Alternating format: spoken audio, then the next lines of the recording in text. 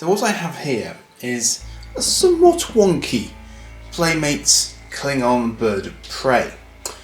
Now, I said in the previous video that I got this from America. In fact, I didn't. This actually somehow I managed to find in Britain, because it's relatively difficult to get them, and I haven't got a box, I haven't got a stand for it. And of course, the problem with the Playmates stands is that they're quite bespoke to the ship that they come with, in the sense that you can't just swap them out, because they have a little piece of the ship's hull as part of the stand. So if you don't have that stand, you're kind of stuffed. You can't just swap in a generic stand, unfortunately. So this is, as it is here, this is the best example of one that I have. And even its disruptors are somewhat the worse for wear. They're slightly bendy, not in a good way. However, otherwise it is functional. But having just looked at the Diamond Select version of this ship, you know, the differences are quite stark looking at it alongside. So I will actually compare the two directly, so you can get an idea of that as comparisons go. Interesting piece of news as well, at the time of filming, Gareth let me know that Diamond Comics, who own Diamond Select toys, are filed for administration, which basically means that they're going out of business. But it seems likely that they're going to try and sell off their various units, so hopefully we'll see Diamond Select toys continue as a separate entity, which seems relatively likely at the moment. But it would be a great shame if we lost them, I think, because they do put out some incredible figures. But you know what that means for, you know, that obviously they're going to become more scarce, I guess, ultimately. But anyway, I digress. I just thought I'd mention that in passing. So what we have here is a good sized bird of prey, certainly. It's slightly more sort of garish isn't the right word, but it's not quite as detailed, and yet, in fairness, when you actually sort of look at the wings and so on, they have gone for quite a lot of detail on the wings.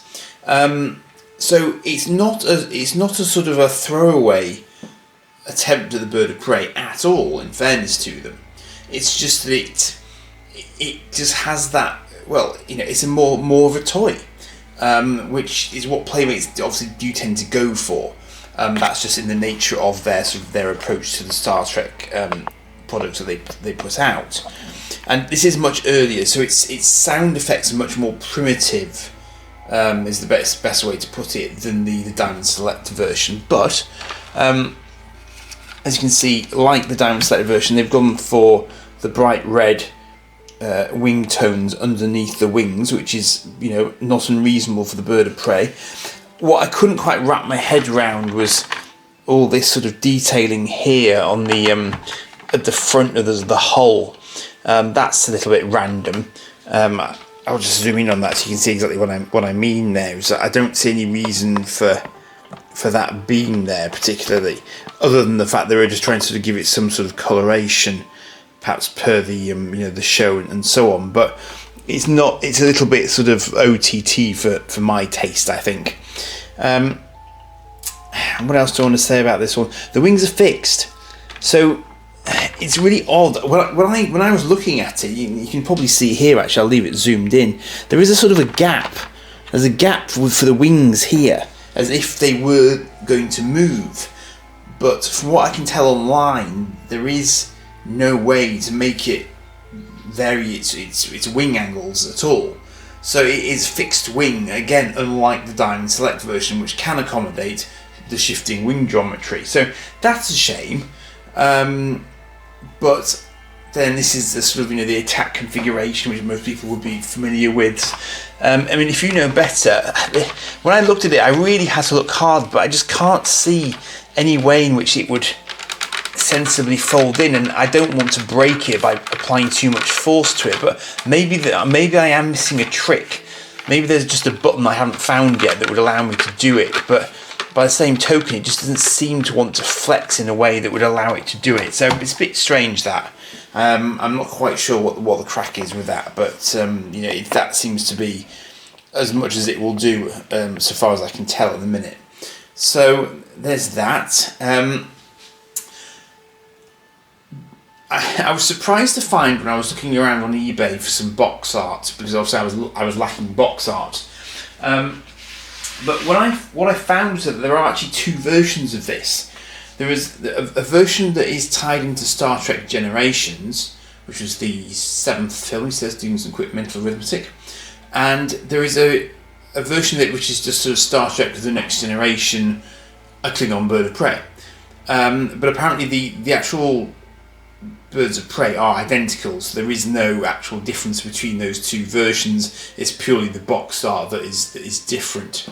So I can tell you what it says on the back of the box, just that you, because I do tend to want to be able to sort of read that out. I might just leave it in that random angle if it'll stay there. That's quite a nice way to look at it, actually, top down.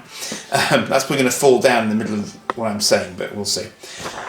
So, Starfleet Command enemy ship report, access granted. Perhaps one of the most versatile of interstellar vessels, the Klingon Bird of Prey can boast warp speeds, enter planetary atmospheres and descend for landings. Much larger than the Burrell-class Scout Bird of Prey, the Cavort-class cruiser is also equipped with a notorious cloaking device, which renders the ship virtually invisible to both the naked eye and sensors. One disadvantage the Bird of Prey possesses is its inability to fire torpedoes while the cloaking mechanism is engaged. Several experimental prototypes have been known to exist which alleviate the weapon system problem. General Chang, in his attempt to thwart the success of the Kissimmee Peace Conference, used a bird of prey that could both cloak and fire torpedoes. His mission ultimately was obstructed by the crew of the Enterprise. That's good accuracy. Recently, the Duras sisters, Lursa and Bator, piloted a Klingon bird of prey in a challenge against the USS Enterprise, which of course would be the Enterprise D. Of note, Lursa and Bator's accomplice is one Dr. Soren, who has been linked to the space anomaly, the Nexus Ribbon. Extreme caution should be exercised when encountering the Klingon Bird of Prey. End report. Further information may be available at a later date. Starfleet out. And of course, Soren was played by Malcolm McDowell. So that's the general sort of gist that Playmates give you on the back. And I'm going to throw some images up just to show you the difference between the two box arts. Those pictures were on eBay, so I'm going to treat them as if they're sort of public domain, because effectively they are. If someone's trying to sell it, they put the images up. So I think that's fair game, to be honest. So let's have a look at lights and sounds now.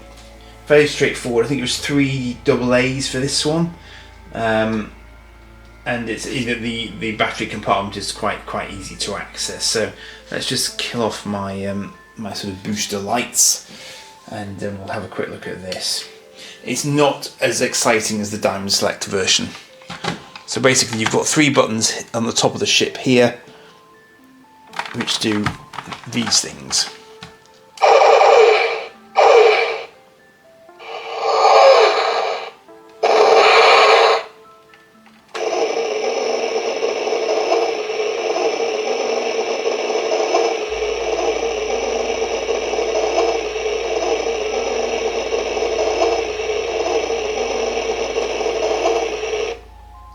And that's your lot, just 3.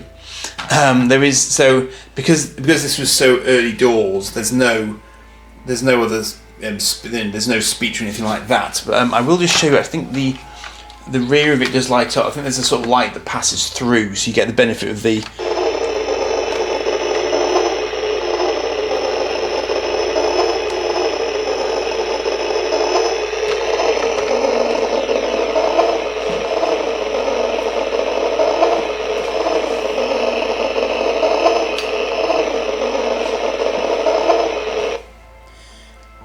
So that is your lot, I'm afraid. That is the extent of the playability of this one.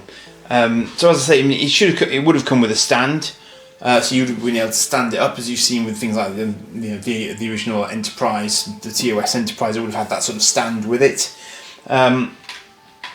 Now let's compare and contrast this with the Diamond Select Bird of Prey, which I did say that I would do for you. And let's see if we can just get them both about the same sort of physical height towards you. So as you can see, size-wise, there's not actually a huge amount in it, I would suggest. Let's have a look at the wingspan of this one. So you are looking at 40 centimetres or so across, which is about the same as, from memory, that's about the same as the Diamond Select Bird of Prey when it's in sort of cruise mode. But in this, actually, I might as well compare like for like here. So the Diamond Select Bird of Prey with this configuration is about 36 centimetres wide. So arguably slightly smaller, but then I think its wings are at a slightly different angle. It's not quite the same angle as the Playmates Bird of Prey. But as you can see, the Diamond Select Bird of Prey has gone for a very different green. It's a much sort of cooler green. It's not as deep, not as bright. But the overall look and feel of them is, as you would hope, kind of very similar, because they are the same ship at the end of the day. It's just that the level of detail in the Diamond Select is just another level basically up from the Playmates version. So both are good representations of the Bird of Prey, and my Playmates one is a little bit beaten up, so it's not a sort of a great example of it. But as I say, it was just quite hard to find in this country at the time I was looking anyway. So they're both fun ships to have. There's no two ways about it. But for me, as a more elderly collector these days, the Diamond Select's got to take it, because it's got the variable wing geometry and it's got the level of detail that does give you the impression that you might have glued it together and hand painted it, which of course you haven't. But for someone like me, you can pretend you did, and it really looks good. So there is that. But I can completely understand why Playmates did it as they did it, and they were, probably sort of a good couple of decades. Yeah, I mean, there's 20 years between these two ships. So the Playmates was 94, and the Diamond Select was 2012, 2013. So when you stop and think about it, actually, Playmates did it pretty alright given sort of the time period they were working with. So it's possibly even a little bit unfair to be directly comparing the two of them, really. But it is what it is. So these are by far and away probably the two largest Bird of Prey examples you will find as pre-made models, i.e. toys that you can just play with, because otherwise you'd have to be doing sort of Ertl kits and so on, AMT Ertl kits, and creating them from scratch and painting them yourself and so on. So if that's not your bag, then these are your best and only options probably, to be getting sort of really good sized Bird of Prey toys to play with. Simple as that.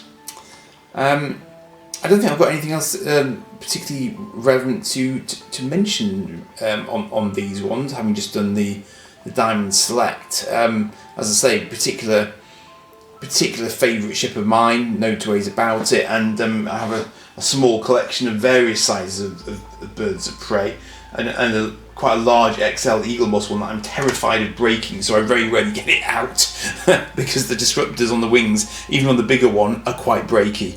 But these are your options for less breaky Birds of Prey. So I will leave it there for the time being.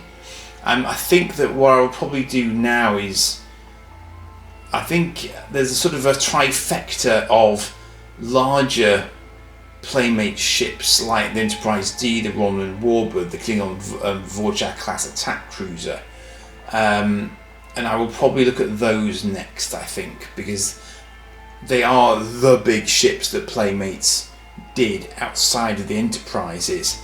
But of course there are other Enterprises beyond the D to look at as well, so I will get to those, but I'll try and keep it in, again, sort of rough chronological order per the series, and I'll just sort of work through it in that sort of vein as I just keep going with my Trek Toys playlist. So do join me again, and cheers for now.